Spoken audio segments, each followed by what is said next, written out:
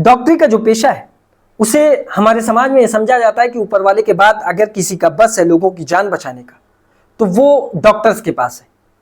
लेकिन क्या हो कि जब एक डॉक्टर लोगों की जान बचाने के बजाय उनकी जान का दुश्मन बन जाए, वो कातिल बन जाए, और तादाद भी एक दो नहीं बल्कि 250 से ऊपर लोगों की जान लेने का जिम्मेदार।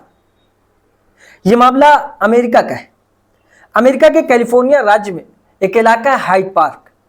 इसी हाइड पार्क इलाके में कुछ होता यह है कि लगातार कुछ बुजुर्ग महिलाओं की मौत होना शुरू हो जाती।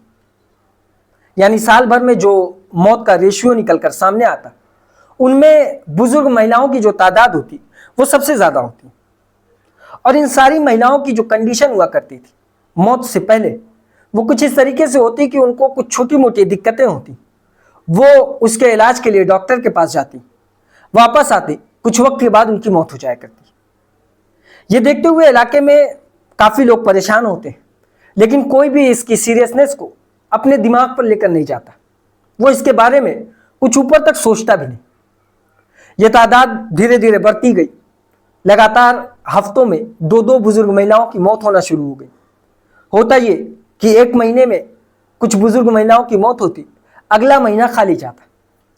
लेकिन कुछ वक्त के बाद जो दूसरा महीना आता उसमें भी बुजुर्ग महिलाओं की मौत होना शुरू हो जाती। यह सिलसिला उस पूरे इलाके में काफी परेशान करने वाला था। लोग इसकी सीरियसनेस को समझ नहीं देते। लेकिन यह तब उस वक्त सबकी नजर में आता है जब एक टैक्सी ड्राइवर यह कंप्लेन करता है कि वो कुछ बुजुर्ग महिलाओं को अपनी टैक्सी में बैठालता है। वो उन सारी महिलाओं को एक ही जगह लेकर जाकर ड्रॉप करता है अलग अलग वक्तों पर। और कुछ वक्त के बाद उसको यह सुनने में मिलता है कि उन महिलाओं की मौत हो जाया करती। ये जो तादाद थी वो 17 महिलाओं की थी। इसके चलते वो ड्राइवर पुलिस के पास भी जाता है, उनके सामने अपनी इस परेशानी को रखता है। पुलिस की टीम इसके चलते जांच करती है, लेकिन जांच में किसी के खिलाफ भी पुलिस को कोई ठोस सबूत नहीं मिलता। पुलिस की टीम भी ठंडी पड़ जाती है। इलाके के लोग भी इसे नेचुरल समझकर दरगुजर कर देते हैं। लेकिन यह मामला दोबारा तब सामने आया जब एक महिला की मौत होती अपने ही घर में। लेकिन उस महिला की जो बेटी होती उसे उसकी मौत पर शक होता है। यानी अभी तक जितनी महिलाओं की मौत हो रही थी उनमें कुछ चीजें कॉमन थी। वो कॉमन फैक्ट ये थे कि उन महिलाओं की जो आखिरी जिंदगी के कुछ पल थे वो लगभग सेम हुआ करते थे। यानी वो महिलाएं स्वस्थ हुआ करती या उनके शरीर में थोड़ी बहुत तकलीफ हुआ करती, वो उसके लिए डॉक्टर के पास जाती। डॉक्टर के पास से जब वो वापस आती तो कुछ वक्त के बाद उनकी मौत हो जाया करती। यही मामला एक महिला जो कि उसी हाइड पार्क इलाके की पूर्व मेयर थी, जिसका नाम कैथलीन हिंड्रो था, उसके साथ होता है। वो अपने घर में रहती। कुछ वक्त के बाद उसकी बेटी जब घर में अपने वापस आती तो देखती है कि उसकी मां सामने चेयर पर मृत पड़ी हुई है, उसकी मौत हो चुकी। ये देखते हुए वो काफी परेशान होती। परेशानी की उसकी इंतहा नहीं होती। वो अलग अलग तर्क लगाती कि आखिर कारण क्या हो सकता है कि उसकी मां की अचानक मौत हो जाए। अब ये सोचते हुए उसने कुछ चीजों को अपनी नजर के सामने रखा, जिसमें एक बात ये थी कि मां को एक छोटी तकलीफ थी जिसके चलते उसे ब्लड टेस्ट कराना था। और ब्लड का जो सैंपल लेने के लिए एक डॉक्टर आया था, वो डॉक्टर ब्लड का सैंपल लेकर गया और उसी के बाद मौत हो जाती। अब ये उसकी नजर में था, लेकिन इसमें भी वो अकेले पड़ जाती। वो इस मामले को हाइप नहीं दे पाती। वो अपनी मां का अंतिम संस्कार कर देती। लेकिन कुछ वक्त के बाद जब वो अपनी प्रॉपर्टीज के हल के लिए अदालत जाती, यानी जहां पर रजिस्ट्री हॉल होता है रजिस्ट्री कराने, वहां जाती तो उसे पता चलता है कि उसकी जो प्रॉपर्टी है जो उसके मां के नाम थी, वो सारी प्रॉपर्टी वसीयत की गई है एक डॉक्टर के नाम। जब वो इसकी जांच करती है तो पता चलता है कि ये एक डॉक्टर है जो कि उसी हाइड पार्क इलाके का एक मशहूर डॉक्टर है, और मेरी मां ने अपनी सारी प्रॉपर्टी उसके नाम वसीयत कर दी। और जो प्रॉपर्टी की वैल्यू थी वो 4 लाख पाउंड थी। 4 लाख पाउंड। अब ये देखते हुए बेटी काफी परेशान होती। वो इस मामले को पुलिस स्टेशन लेकर जाती, जिसके बाद पुलिस की टीम जांच करना शुरू करती। इधर बेटी ने क्लेम किया कि जो वसीयत है वो फर्जी है, उसकी साइन जबरदस्ती ली गई होगी। इन सारी चीजों में जब पुलिस की टीम ने तफ्तीश किया तो पता ये चला कि वाकई में ये जो कागज है वो फर्जी है। अब इसके पीछे का तर्क क्या था? असल में जब पुलिस की टीम ने तफ्तीश किया तो पता चला कि जो डॉक्टर है उसके केबिन में एक टाइपराइटर है। जब पुलिस की टीम उस टाइपराइटर की जांच करती है तो पता चलता है कि यह वसीयत का पेपर जो तैयार किया गया है वो उसी टाइपराइटर से किया गया है। उनमें कुछ बटन्स थी जो सही ढंग से काम नहीं कर रही थी। जो वर्ड्स छप रहे थे कागज पे वो आधे अधूरे छप रहे थे। और सेम इसी तरीके से वसीयत का जो पेपर था उस पे भी कुछ वर्ड्स ऐसे थे जो अधूरे थे। दोनों को मैच किया गया तो पता चला कि ये इसी टाइपराइटर से टाइप किया गया है।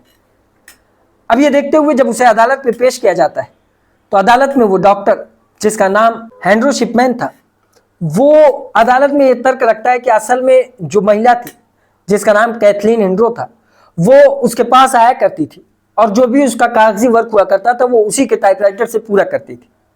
लेकिन क्योंकि पुलिस के पास इसके अलावा भी बहुत सारे ऐसे सबूत थे जो उसके खिलाफ जा रहे थे, जिनमें यह पाया गया कि जितनी भी महिलाओं की मौत हुआ करती थी उन महिलाओं की आखिरी मुलाकात उसी डॉक्टर से हुआ करती थी। अब पुलिस की टीम यह फैसला करती कि वो उन महिलाओं में से कुछ महिलाओं की बॉडी को कब्र से निकालेगी, उसकी जांच करेगी। जांच में पता चलता है कि इनकी मौत का जो कारण है वो मोर्फिन, यानी जो भी महिलाएं तकलीफ में हुआ करती, दर्द हुआ करती, वो पेन किलर लिया करती या उनमें कुछ लोग ऐसे होते जो मोर्फिन का इस्तेमाल किया करते थे। अब इसमें पता चला कि इन महिलाओं की मौत का कारण था कि हाई डोज में इन्हें मोर्फिन दी गई थी। और इन सारी महिलाओं में एक ही कॉमन फैक्ट थे जो मोर्फिन से जुड़ते थे। अब पुलिस की टीम ये पता करती है कि उस इलाके में किन डॉक्टर्स के पास मोर्फिन मौजूद हुआ करती थी। तो उनमें एक नाम इस डॉक्टर का भी था, जिनमें टोटल जो डॉक्टर्स की तादाद थी वो 2 थी और 2 में एक ये डॉक्टर था जिसके पास मोर्फिन हुआ करती थी। अब पुलिस की टीम दूसरा फैक्ट, दूसरा तथ्य इस अदालत के सामने रखती कि इसी डॉक्टर के पास मोर्फिन थी। इसके अलावा बहुत सी ऐसी चीजें थी जो उसके खिलाफ जा रही थी। उन सारी चीजों को अदालत में रखा जाता है। अदालत में जब फैसला आता है तो इस व्यक्ति को, इस डॉक्टर को टोटल 15 उम्र कैद की सजा सुनाई जाती है। यानी जब तक ये जिंदा रहेगा ये जेल में रहेगा। 1998 में इसे सजा सुनाई जाती, लेकिन कुछ वक्त के बाद पुलिस की टीम को यह शक था कि ये जेल में भी कुछ ऐसी तरीके की वारदात को अंजाम देने की कोशिश करेगा। कुछ वक्त के बाद होता भी वही है कि एक कैदी को इसने पेनकिलर की हाई डोज देकर मारने की कोशिश की थी। पुलिस की टीम दोबारा इस मामले को अदालत लेकर जाती है, लेकिन इस दौरान साल 2004 में यह डॉक्टर अपने आप को फांसी के फंदे पर लटका कर मौत पा जाता है, यानी यह व्यक्ति सुसाइड कर लेता है। अब लोगों ने इसके पीछे का जो वजह, जो कारण समझने की कोशिश की वो ये थी कि असल में लोगों ने जो तर्क दिया कि आखिर ये लोगों की हत्या क्यों करता था, क्यों जिसके ऊपर ये जिम्मेदारी दी गई कि वो लोगों की जान बचाए, वही लोगों की जान लेना शुरू कर देता है, और वो भी 1-2 नहीं बल्कि 250। इसके पीछे का जब पुलिस ने तर्क निकाला तो पता ये चला कि इस व्यक्ति की पैदाइश 1946 में अमेरिका के मैनचेस्टर में हुई थी। ये एक गरीब परिवार में पैदा हुआ था। जो इसका पिता था वो एक कंपनी में ट्रक का ड्राइवर था, माँ एक कंपनी में एज ए हेल्पर काम किया करती थी। कुछ वक्त के बाद जब इस व्यक्ति की उम्र 11 साल होती है तो उसके पिता की मौत हो जाती है। अब माँ अपने बच्चे को अकेले पालती है। माँ का सपना था कि उसका बेटा डॉक्टर बने। बेटा भी अपने माँ के सपने को पूरे करने की तैयारी में था। होता ये कुछ वक्त के बाद उसकी माँ को कैंसर हो जाता है। कैंसर में माँ काफ़ी तकलीफ में होती है। वो पेन किलर और उसके अलावा मोर्फिन का इस्तेमाल किया करती थी। ये सिलसिला काफ़ी वक्त तक चलता रहा। एक दिन आया जब मोर्फिन के हाई डोज के कारण उसकी माँ की मौत हो जाती है। लोगों का यह मानना था कि वो इसी का बदला लेने के लिए या अपनी माँ को तकलीफ में देखते हुए वो और बुजुर्ग महिलाओं को तकलीफ में ना देखने के कारण वो मोर्फिन का हाई डोज देकर लोगों की हत्या करता था। इसके अलावा भी कुछ तर्क दिए गए कि असल में वो खुद भी एक नशेड़ी था। वो अपने बचपने के बाद से नशा करना शुरू कर देता है। जब वो डॉक्टरी की प्रैक्टिस करता है, प्रैक्टिस के दौरान भी उसे पाया जाता है कि वो मोर्फिन का इस्तेमाल कर रहा है, तो उसे प्रैक्टिस से बर्खास्त कर दिया जाता है। कुछ वक्त के बाद वो दोबारा इसमें जुर्माना भरने के बाद प्रैक्टिस में शामिल हो जाता है। डॉक्टरी की डिग्री कंप्लीट करने के बाद वो इसी हाइड पार्क इलाके में अपने हॉस्पिटल को खोलता है। यहाँ पर उसके काफ़ी मरीज बन जाते हैं। आसपास के तमाम लोग उसे अपनी फैमिली का सदस्य समझने लगते हैं, क्योंकि उस इलाके में मशहूर डॉक्टर्स में से ये एक ऐसा डॉक्टर था जो लोगों के साथ अपनी फैमिली और फ्रेंडशिप का माहौल बना लिया करता था, जिससे लोगों का उसके ऊपर काफ़ी ज़्यादा भरोसा भी हो जाया करता था।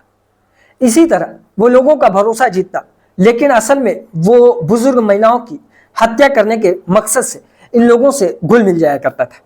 ये थी आज की कहानी, जिसमें एक डॉक्टर जिसके ऊपर यह जिम्मा था कि वो लोगों की जान बचाए, वो लोगों की जान का दुश्मन बनता चला गया। वो भी एक दो नहीं बल्कि 250 से ज़्यादा बुजुर्ग महिलाओं की हत्या करना शुरू कर देता है। इसी तरह की और कहानी सुनने के लिए हमारी इस वीडियो को लाइक करें, हमारे चैनल को सब्सक्राइब करें और बेल आइकन को जरूर दबाएं।